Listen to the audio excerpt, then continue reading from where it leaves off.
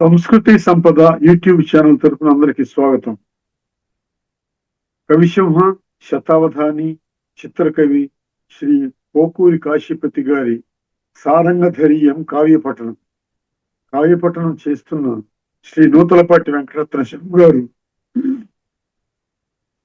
ధారావాహిక ప్రసంగంగా దీన్ని ప్రసంగిస్తున్నారు. వారి ధారావాహిక ప్రసంగంలో ఈరోజు 84వ ప్రసంగం చేస్తున్నారు. శ్రీ రత్నశర్మ గారికి స్వాగతం. నమస్తే.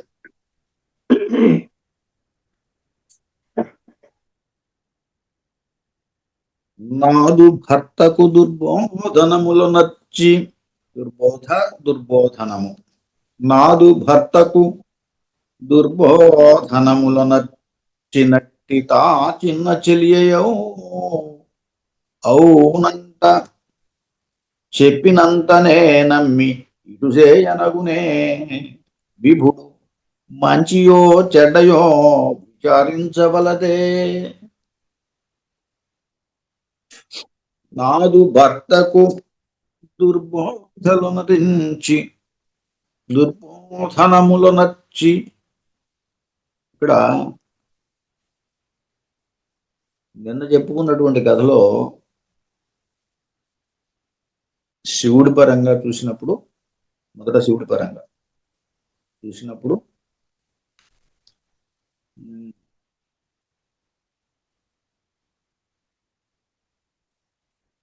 హిమవంతుని భార్య మేనక ఒక ఆంతరంగిక చెలికత్తిని పిలుచుకుని చూడటం మొదలుపెట్టింది. ఆ క్రమంలో నాదు భర్తకు దుర్బోధనములు నచ్చినట్టి భర్త అయినటువంటి హిమవంతుడికి దుర్బోధలు చేసింది. ఎవరు? దుర్బోధనముల నచ్చినట్టి తా చిన్న జలియవునంట. అదిగో కనిపిస్తున్నాడు. అట్టిది నచ్చినట్టిది ఆ చిన్న చెలియ. ఇక్కడ విడగొట్టుకోవడంలో దుర్బోధనములు నచ్చినట్టిది ఆ చిన్న చెలియ కలిపి నచ్చినట్టిది ఆ చిన్న చెలియ అయింది. ఆ చిన్న చెలియ అవునంట. అది ఆ చిన్న చెలియే ఇలాంటి దుర్బోధనలు నా భర్తకు చెప్పిందట అని. చెప్పినంతనే నమ్మి ఇటు చేయనగున విభుడు. అదిగో ఆ కనిపిస్తున్న చిన్న చెలియ ఉన్నదే, ఆ చిన్న చెలియ దుర్బోధనలు నా భర్తకు చెప్పింది. సరే, చెబితే చెప్పింది. చెప్పినంతనే నమ్మి ఇటు చేయనగునే విభుడు. ఈ రకంగా చేయొచ్చునా, భర్త ఈ రకంగా చేయొచ్చునా అని అడుగుతాం. మంచియో చెడ్డయో విచారించవలదే. చివరికి ఆమె యొక్క సలహా ఏమిటంటే, మంచో చెడ్డో విచారించొద్దా, చెప్పినట్టు వినేసి చేసేయటమేనా అని అంటారు. ఈ మాటలు అంటున్నది మేనక. ఎవరితో అంటోంది? ఒక ఆంతరంగిక చెలియతోటి పిలుచుకుని ఆ చెలియతో అంటారు. ఇంకా అది నడుస్తూనే ఉంది ఆ ఘట్టం. అట్లా ఆ ఒక చెలియని పిలుచుకుంది, నమ్మిన పడ్డైనటువంటి ఒక చెలియని ఆమెకు చెప్పుకుంటోంది ఈ వాదనని. ఇప్పుడు ఏమంటుందంటే, అదిగో ఆ కనిపించే చెలియలు, ఓ చెలికత్తి ఎవరో ఎదురుగా కనిపిస్తోంది, ఓ చిన్న చెలి అని ఆమెను చూపించి, అదిగో అదే చెప్పిందిట. సరే, మా ఆయనకి చెప్పింది బాగానే ఉంది. ఆయన ఆ దుర్బోధనలన్నీ విన్నాడు, ఇదిగో ఇట్లా చేస్తున్నాడు. చేసే ముందు కనీసం ఇది మంచిగా చెడా విచారించుకోవద్దా అనేది ఆమె బాధ. ఏమిటి ఇంతగా ఆయన చేసింది? ఏమవుతుంది, కూతుర్ని శివుడికి ఇవ్వాలనుకున్నాడు అంతే. ఈమెకి అది ఇష్టం లేదు. ఎందుకు ఇష్టం లేదు అంటే, నేను చెప్పుకున్నాను కదా, నేను ఆభరణాలు, వేషం సరిగ్గా ఉండదు, మరి ఆస్తిపాస్తులు ఏం లేవు, ఇవన్నీ ఉంటాయి. కూతుర్నిచ్చేటప్పుడు ఇవన్నీ చూసుకుంటారు కదా. ఏం చూసుకుని ఇస్తున్నాడు శివుడికి అనేది ఆమె బాధ. ఇది శివుడు భార్య. రెండవది చంద్రుడి కథలో నాదు భర్తకు దుర్బోధనములో నచ్చినట్టిదా చిన్న జలియే అవునంట.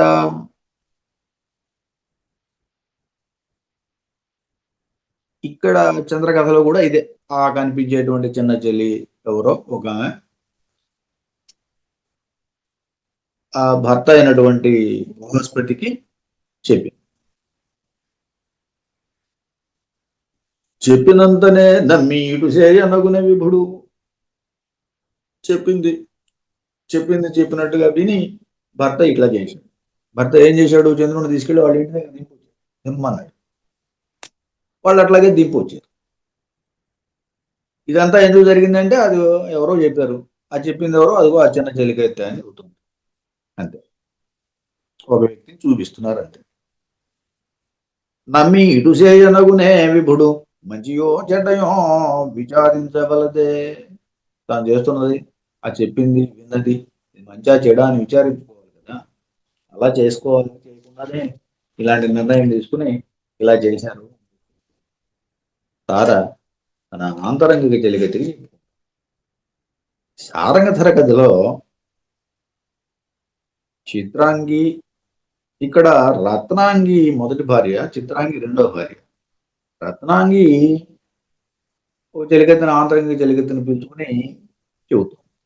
ఏం చెబుతోంది? ఇలా నా భర్తకు దుర్బోధనలో నటిది ఆ చిన్న చెలియే అవునంట. ఇక్కడ చిన్న చెలి అంటే ఆ చిన్న భార్య అని, చిత్రాంగి అని. ఆ చిత్రాంగి నా భర్తకి ఉన్నది లేని చెప్పింది అని. చెప్పినంతనే నమ్మి ఇటు చేయనగునే విభుడు. నమ్మి వెంటనే ఇట్లా చేయడం తగునా? ఏం చేశాడు ఆయన? జైల్లో వేయించాడు, కారాగారంలో వేయించాడు. కారాగారంలో వేయించడం తప్పు కదా. మంచియో చెడ్డయో విచారించవల్ల. నిన్న ఇంకో మాట కూడా అనుకున్నాం, పుట్టినప్పటి నుంచి చూస్తున్నారు కాబట్టి ఎవరి గుణం ఎలాంటిదో తెలియదా మాత్రం అని. అట్లా మంచో చెడ్డో విచారించుకోవాలి కదా. ఏం విచారించుకోకుండా చెప్పిన మాటలు విని చెప్పినట్టుగా చేసేయటం అనేది వీళ్ళకి బాధ కలిగించడానికి కారణం. ఆ బాధని ఆంతరంగిక చెలికత్తెలతో పంచుకుంటున్నారు మూడు కథల్లో కూడా. సాధారణంగా ఈ దీర్ఘ కావ్యాల్లో ఏం జరుగుతాయంటే ఒకే రకమైన ఘట్టాలని పూడ్చుకోకపోతే పద్యాన్ని నడపడం కష్టం అవుతుంది. అందుకని ఒకే రకమైన ఘట్టాన్ని పూడ్చుకోవాలి.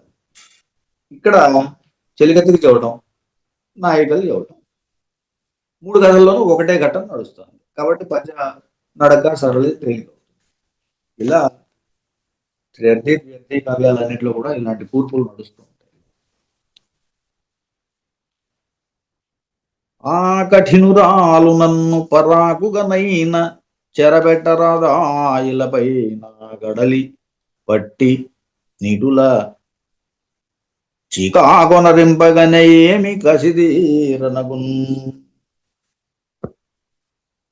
ఏముంటుందంటే శివుడి కథలో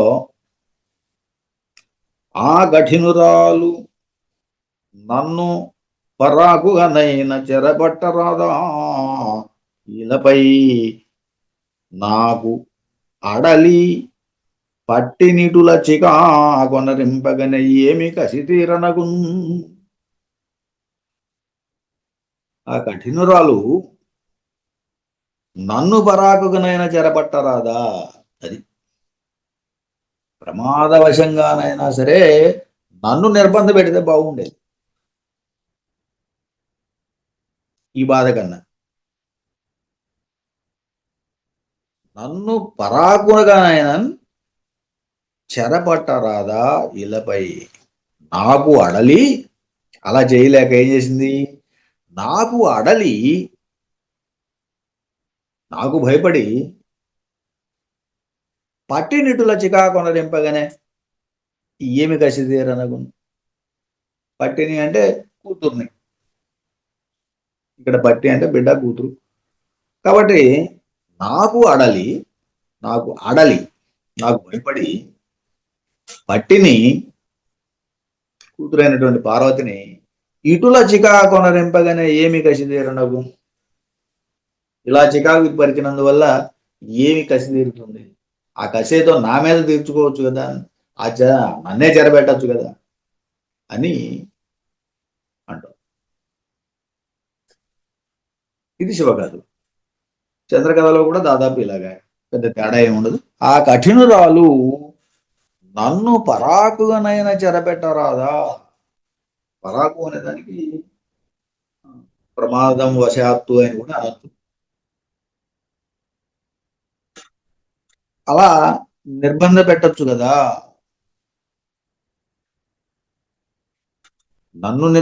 ఇంతకన్నా నన్ను నిర్బంధ పెడితే బాగుండేది అని. అట్లా నన్ను పరాకుగానైనా చెరబట్టరాదా. ఇలాపై ఇక్కడ నా కడలి పట్టు అన్న చోట మాత్రం నా కడలి పట్టి. కడలి పట్టి అంటే సముద్రము యొక్క బిడ్డడు. సాగర మథనంలో చంద్రుడు పుట్టాడు అంతకుముందు. ఇప్పుడైతే సతీ అనసూయలకు పుట్టాడు. అంతకుముందు సాగర మథనంలో చంద్రుడు పుట్టాడు. కాబట్టి కడలి పట్టి అనే పదానికి సముద్రం యొక్క బిడ్డ, సాగరం యొక్క బిడ్డ. పట్టిని ఇటుల చీకాకొనదింపగేమి. ఈ రకంగా చంద్రుడిని చికాకు పరచడం ఎందుకు? ఆ పరిచయం ఏదో నన్నే చికాకు పరచొచ్చు కదా అన్నట్టుగా ఇక్కడ తార మాట్లాడుతాం. అప్పుడు కసి తీరేది కదా అని. ఇక్కడ ఈ కడలి పట్టి అనే దగ్గర ఒక చంద్రుడి కథలో వేది చెప్పాలి, మిగతా రెండు కథల్లో ఒకటే చెప్పచ్చు. ఆ కఠినురాలు సారంగధర కథలో ఇక్కడ కఠినురాలు అన్నప్పుడు చిత్రాంగి అని అర్థం. సందర్భాన్ని బట్టి చిత్రాంగి అని చెప్పాలి. ఆ కఠినురాలు నన్ను పరాకునైనా చెరపట్టరాదా. నన్ను చెరపట్టచ్చు కదా, ఎందుకంటే చదవది కాబట్టి. అందువల్ల వాళ్ళ మధ్య ఉండే వైరాలను దృష్టిలో పెట్టుకుని ఆ పెట్టేదేదో నన్ను పెట్టచ్చు కదా. రెండో భార్య కదా, అందువల్ల చెరపట్టరాదా. ఇలాపై నాకు అడలి నాకు భయపడి నన్నేం చేయలేక పట్టి నీటులా. పట్టి అంటే ఇక్కడ కొడుకు సారంగధరుడు. పట్టి నీటులా చికాకొనరింపగానే ఏమి కసిదీరనగు. ఈ రకంగా కొడుకుకి చికాకు కలిగిస్తే ఏమి కసి తీరుతుంది? అదేదో నన్ను చికాకు వరిస్తే తన కసేదో తీరుండేది అని చిత్రాంగి గురించి చెబుతాం. కఠినురాలు చిత్రాంగి అని చెప్పి.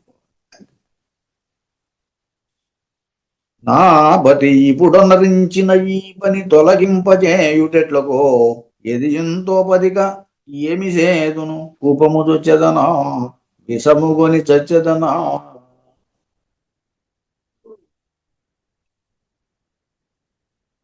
కొంచెం పై స్థితికి వెళ్ళింది బాధ. ఏం చెబుతోంది? పరాకాష్ఠ చేరినట్టే. నా పతి ఇప్పుడు అనరించిన ఈ పని. నా పతి అంటే ఈ కథలో హిమవంతుడు, మేనక యొక్క భర్త.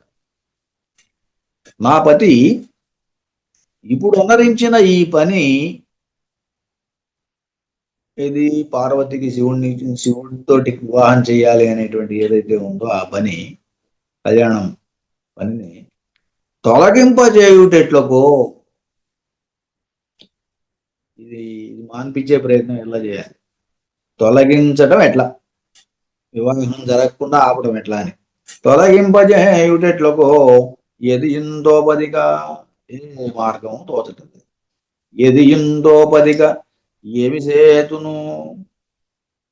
అంగలార్చడం అంటారే అలా. ఏమి చేయలేను, ఏమి సేతును, ఏం చేద్దాం, ఏం చేయగలను అని. కూపము వచ్చేదన్నా అని ప్రశ్న మళ్ళీ. బావిలో దూకేదా అని. కూపం అంటే బావి. కోపం వచ్చేదన అంటే బావిలో దూకేదా అని. విషముగొని సచ్చేదనా, అదిగో విషం తాగి వస్తాను చావనా అని. ఇలా మార్గాలు ఏమి తోచక ఏం చెయ్యాలో దోవ దొరక్క ఇదిగో ఇలా బావిలో చచ్చేదా లేకపోతే విషం తాగి చచ్చేదా. ఏం చేయలేనప్పుడు ఏం చేయాలి? ఇదిగో ఇలాంటి స్థితి ఒకటి కలుగుతుంది. దాన్ని ఇక్కడ మేనక చక్కగా ప్రజెంట్ చేస్తాం. తర్వాత కథలో, చంద్రుడి కథలో, నాపతి ఇప్పుడున్నరించిన ఈ పని తొలగింపజేయుటెట్లకో, ఇక్కడ కూడా ఇదే ప్రస్తావన. భర్త అయినటువంటి బృహస్పతి చేసిన పనికి ప్రతిక్రియ ఏమిటి, ఏం చేయాలి, ఏం చేస్తే మళ్ళీ సరవుతుంది. ఏం చేశాడు ఆయన? చంద్రుడిని ఇక్కడ నుంచి విషయం తెలుసుకున్నవాడే చంద్రుడిని ఇక్కడి నుంచి ఇంటికి పంపించాడు, వాళ్ళ ఇంటికి, అత్రి అనసూయల దగ్గరికి పంపించేశాడు. అది కష్టం కలిగింది తారకి. అది మాన్పించడం ఎట్లా, మళ్ళీ తిరిగి చంద్రుడిని ఇక్కడ తీసుకొచ్చుకోవడం ఎట్లా? ఎది ఎంతో బదిగనేమిసేతును, ఏమీ తోచదు, ఏం చేయాలో అర్థం కాలేదు కాబట్టి ఏం చేయగలను ఇంకా, ఇదిగో బావిలో దూకేదా విషం తాగి తెచ్చేదా అనేది సమస్య. ఇక సారంగధరుడి కథలో కూడా, నా పతి ఇప్పుడున్నరించిన ఈ పని తొలగింపగా చేయుటెట్లకో, ఇక్కడ కథ, ఇక్కడ భర్త అన్నప్పుడు రాజరాజ నరేంద్రుడు, చిత్రాంగి ఇలా అనుకుంటోంది, నా భర్త ఇప్పుడు చేసిన పనికి, రత్నాంగి, చిత్రాంగి రత్నాంగి పెద్ద భార్య రత్నాంగి ఇట్లా అనుకుంటోంది, నా పతి ఇప్పుడు వనరించిన ఈ పని, చేసిన ఈ పని ఏదైతే ఉందో, ఇది ఆయన చేసిన పని ఏమిటి? ఆయన తన కొడుకని కూడా ఆలోచించుకోకుండా చిన్న చిన్న భార్య చెప్పిన మాటలు విని తీసుకెళ్లి జైల్లో వేసి, అదిగో ఇది సమస్య. ఇప్పుడు అనరించిన ఈ పని, జైల్లో వేయడం అనే పని తొలగింపగజేయుట ఎట్లకో, దాన్ని పోగొట్టడం ఎట్లా, మళ్ళీ జైలు నుంచి బయటకు తీసుకురావడం ఎట్లా? ఎదియుంతో పదిక ఏమి చేతును, రూపము చొచ్చెదనా విషము అని చచ్చేదనా, అది బావిలో దూకుతాదనా, అలాగే విషం తాగి చావనా అని బాధను చెప్పుకుంటుంది చెలికత్తెలతోటి. అది విశేషం. 3 కథల్లోనూ మూడో మనిషి, ఇక్కడ భర్తతో మాట్లాడలేదు, పిల్లలతోటి మాట్లాడలేదు, ఇదిగో ఆంతరంగ చెలికత్తెలను పిలుచుకుని తమ బాధను చెప్పుకుంటున్నారు. ఇది విశేషం. అంతఃపుర రహస్యాలన్నీ ముందు పరిచారికు తెలుస్తాయట. ఇలా అని చింతింపుచు తన నాథునగున్ బోధించినట్టి తొయ్యలి చిత్రాంగిని చిన్న జలిని గని ఇట్లని దూషింపగదొడంగది కోపమునన్. ఇప్పటిదాకా తన బాధను వెళ్ళగక్కింది.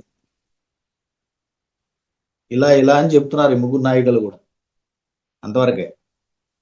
ఇప్పుడు అది కోపంగా మారి నిందారూపంగా బయటకు వస్తుంది, తిట్టడం మొదలు పెట్టారు. అని చింతింపుచు తన నాథునకు బోధించినట్టి తొయ్యలి చిత్రాంగిని చిన్న జలిని గని ఇట్లని దూషింపగదొడంగే అది కోపమునన్. మిక్కిలి కోపంతో దూషింపదొడంగను, నిందించసాగింది అని.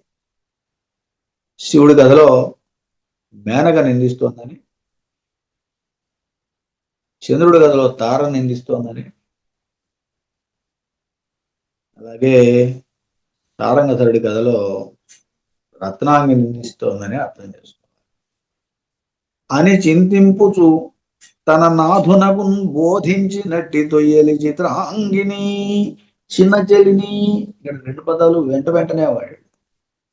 చిత్రాంగి అనేది పేరు అది 3వ కథ అయిన సారంగధర కథలో సరిపోతుంది.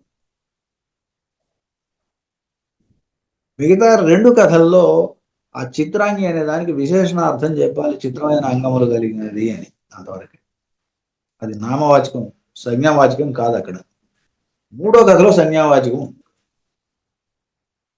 సాధారణంగా ఒక పదాన్ని విశేషణంగానో నామవాచకంగానో ఇలా రకరకాలుగా వాడటానికి ఉన్న వెసులుబాటు ఏంటంటే, ఇదిగో ఇలాంటి చోట ఉపయోగపడతాయి, కానీ నిజానికి కొన్నిసార్లు అవి ఇబ్బంది అవుతాయి. వ్యర్థిత్వ్యర్థుల్లో ఇలాంటి సమస్యలు కొన్ని వస్తాయి. కొన్ని విరుపుల్లో సమస్యలు వస్తాయి. కొన్ని తెలుగు పదాలను సంస్కృత పదాలు గాను, కొన్ని సంస్కృత పదాలను తెలుగు పదాలు గాను చెప్పుకోవాల్సిన, వెనక్కొట్టుకుని చెప్పుకోవాల్సిన పరిస్థితులు వస్తున్నాయి. అలా మనం జాగ్రత్తగా గమనిస్తాం. ఇప్పుడు చేమకూర వెంకటగా అనుకున్నాను, పంచదార అని వాడతారు. పంచదార అని వాడినప్పుడు పంచదార అనే ఉద్దేశంతో వాడింది, విడగొట్టడంలో. వెంకటగా మరి సరే, ఇక్కడ పంచదార అన్నప్పుడు ఇది ఉండదు, దంచం గుర్తుండదు, అందుచేత పంచదార అని చదువుతాం. అదే మనం నిత్యం వాడుకునే పంచదారలో దంచం ఉండాలి. సరే, మన అదృష్టం కొద్దీ ఇవాళ దంచాలు గుర్తులు ఏమిటో తెలియవు, అవి రాయము, వాటి ఉచ్చారణ కూడా తెలియదు సరిగ్గా చెప్పాలంటే. మనం చూస్తున్నంతలో అవి చాలా అపభ్రంశాల్లాగా మనకు వినిపిస్తూ ఉంటాయి. తప్పదు, అలాంటి గుర్తులు పోయినాయి. పద్యాల్లో కూడా ఇప్పుడు అరసున్నాలు పెట్టేవాడు ఎవడు కనపట్టలేదు, అలాగే దంచాలు గుర్తులు పెట్టేవాళ్ళు ఎవరు కనపడరు. ఇలా క్రమంగా భాషలో కూడా ఇలాంటి వ్యవహారికమని చాలా మార్పులు వచ్చినాయి. ఇదిగో ఇలాంటివన్నీ పట్టించడానికి మనకి ఇట్లాంటి కవిత్వంలో అక్కడక్కడ అడ్డం వస్తుంటాయి, తెలుస్తూ ఉంటాయి. కాస్త జాగ్రత్తగా గమనించాలి, అంతే తేడా. అని చింతింపుతు తన నాథునకున్ బోధించినట్టి తొయ్యలి చిత్రాంగిని చిన్న చెలిని గని ఇట్లని దూషింపగదొడంగనది కోపం. సరే, కోపంతో నిందించడం మొదలుపెట్టింది ఆ చిన్న చెల్లిని ఈ మేనకాదేవి. అలాగే ఇక్కడ చిత్రాంగి అన్నప్పుడు చిత్రమైన అంగములు కలిగినటువంటి ఆ చిన్న చెల్లిని అని. అంటే చంద్రుడి కథలో కూడా అయింది ఆ చిన్న చెల్లిని. ఎటొచ్చి సారంగధర కథలో మాత్రం చిత్రాంగిని చిన్న చెల్లిని అన్నప్పుడు చిత్రాంగి పేరు, చిన్న చెల్లి అన్నప్పుడు అది చిన్న భార్య, రెండో భార్య అని చెప్పడం. ఇలా మొత్తం మీద అని చింతింపుతూ తన నాథునకు బోధించినట్టి తొయ్యని చిత్రాంగిని చిన్న చెలిని గని ఇట్లని దూషింపగదొడంగనదిగో. మూడు కథల్లో కూడా అక్కడ మొదటి కథలో, శివుడి కథలో మేనక ఆ చిన్న చెలికత్తెని, ఇది తన నాథునికి ఏదైతే దుర్బోధ చేసిందో అనుకుంటుందో ఆ చెల్లిని నిందించడానికి మొదలుపెట్టింది. చంద్రుడి కథలో తార ఆ చిన్న చెల్లిని ఎవరినో, ఇది బృహస్పతికి అందజేసినటువంటి సమాచారాన్ని అందజేసినటువంటి చెలికత్తెని నిందించడం మొదలుపెట్టింది. అలాగే సారంగధరుడి కథలో చిత్రాంగిని, రెండో భార్యని చిత్రాంగిని రత్నాంగి నిందించడం. ఇది ఈ మూడు కథలు, ఈ వరుస. ఓ కిరాతకురాల చీ చీ నీకు తగునే జనులు మెచ్చడు ననసూయ గనిన బట్టి, మెచ్చడు ననసూయ గనిన పట్టికి ఇట్టి అపకారమునరింపనెట్లు హృదయముపే తత్పాతకము నీకు తప్పబోనే. అనసూయ గనిన బట్టి, అనసూయ గనిన బట్టి అంటే చంద్రుడు, ఆ పదం సరిగ్గా చంద్రకథకి సరిపోతుంది.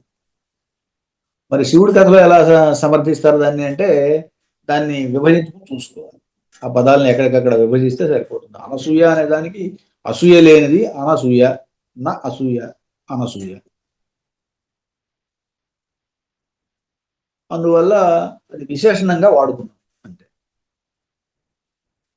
అదే చంద్రుడి కథలో అనసూయ అంటే పేరు కాబట్టి సంజ్ఞావాచకంగా వాడుకున్నాం. ఇలాంటి తేడాలు గమనించుకోవాలి.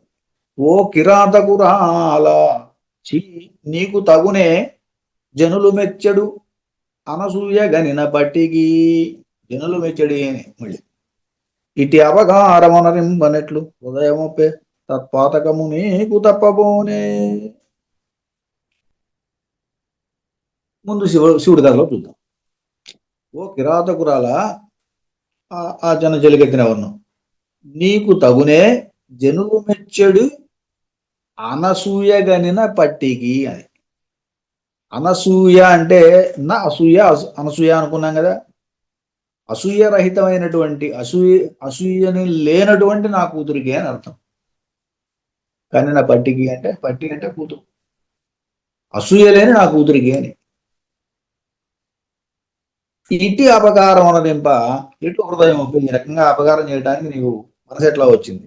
తత్పాతకము నీకు తప్పకుండా ఏదైతే నువ్వు చేసావో దానికి నువ్వు పాతకము అంటే పాపం, ఒక రకంగా ఆ పాపాన్ని నువ్వు అనుభవించాల్సిందే అని శాపనార్థాలు మొదలుపెట్టింది. తత్పాతకము నీకు తప్పబోనే, నీకు అది ఎట్లా తప్పుతుంది, ఆ పాతకం నీకు తప్పదు. నువ్వు చేసిన పనికి నీకు ప్రతిఫలం ఏదైతే వస్తుందో అది నీకు తప్పదు అని చెప్తాను. మంచి పని చేస్తే మంచి జరుగుతుందని, చెడ్డ పని చేస్తే చెడ్డ జరుగుతుంది. కర్మఫలం ఏదైతే చెబుతామో అలా శాపాన్ని చెప్పడం మొదలుపెట్టింది. ఇది శివుడి కథ. చంద్రుడి కథలో కొంచెం స్పష్టంగా కనిపిస్తోంది. అనసూయ గనిన బట్టి అనసూయ కుమారుడు అయినటువంటి చంద్రుడికి ఇటువంటి అపకారం అనరింపడానికి ఎట్లు హృదయం ఒప్పేని, హృదయం ఎట్లా ఒప్పింది. తత్పాతకము నీకు తప్పబోనే, ఆ పాతకం నీకు తప్పకుండా తగులుతుంది, తప్పు అది నీకు తప్పదు అని చెప్పి. అదే సారంగధరుడి కథలో అయితే ఓ కిరాతకురాల అన్నప్పుడు దగ్గర చెలికత్తి అని చెప్పాము, ఇప్పుడు చిత్రాంగి అని చెప్పాలి. నీకు తగునే జనులు మెచ్చడి అనసూయ గనిన పట్టికి, అసూయ లేనటువంటి నా కొడుకు, జనులు మెచ్చేటువంటి వాడైనటువంటి సారంగధరుడు, అందులోనూ అసూయ లేనటువంటి వాడు. అటువంటి వాడికి ఇటు అపకారం చేయడానికి నీకు హృదయం ఇట్లు ఒప్పింది, మనసు ఎట్లా ఒప్పింది. తత్పాతకము నీకు తప్పబోనే, తప్పకుండా నీకు ఆ పాతకం తగులుతుంది, అది తప్పించుకునేది కాదు. నా పతికిల్లేని పో నివి నమ్మ చెప్పి మంది బిడ్డలకు ఈ కట్టులొందజేసి కటకడకి ఏమియును మూట కట్టుకొందువు మాత్రము శిరమవుతువే నెలంతా. చాలా సులభంగా ఉంది, తేలిగ్గా కూడా అర్థమవుతోంది. నా పతికి లేనిపోనివన్నీ చెప్పి వెనక నా పతి అయినటువంటి హిమవంతుడికి లేనిపోయినవి అన్నీ చెప్పి మంది బిడ్డలకి కట్టులొందజేసి, ఇది అర్థమైన వ్యవహారిక భాష. మంది బిడ్డలకు అనే మాట లోకంలో సాధారణంగా ఈ పదం వాడుతుంది. మంది బిడ్డలకి ఇక్కట్టులొందజేసి, ఇదిగో ఇట్లా కష్టాలు కలగజేసి కట్టకడకి ఏమీను మూట కట్టుకొందువు. కట్టకడ కడకడ కట్టకడ దొరుకుతడకారం, కట్టకడకు చిట్ట చివరికి అని. ఏమీను మూట కట్టుకొందువు, ఏమి మూట కట్టుకొందువు నీవు మాత్రము. ఏం తీసుకుపోదామని ఇట్లా చేసి మంది పిల్లలకి ఇబ్బంది కల చేసి నువ్వేమి బాగుకుందామని. చిరమౌదువే నెలంతా, నీవు మాత్రము చిరమౌదువే నెలంతా. నీవు మాత్రమే చాలా కాలం బతుకుతావా, చివరిదాకా బతుకుతావా. నీవు మాత్రము చిరమౌదువే నెలంతా. నెలంతా అంటే స్త్రీ, నెలంతా. ఇలా ఈ మూడు కథల్లో కూడా ఒకే రకంగా ఇది నడుస్తుంది. స్వస్తి. కవిశమ శ్రీ పోకూరి కాశీపతి గారి సారంగధరీయం కావ్య పట్టణం గావించిన శ్రీ రత్నశర్మ గారికి ధన్యవాదాలు.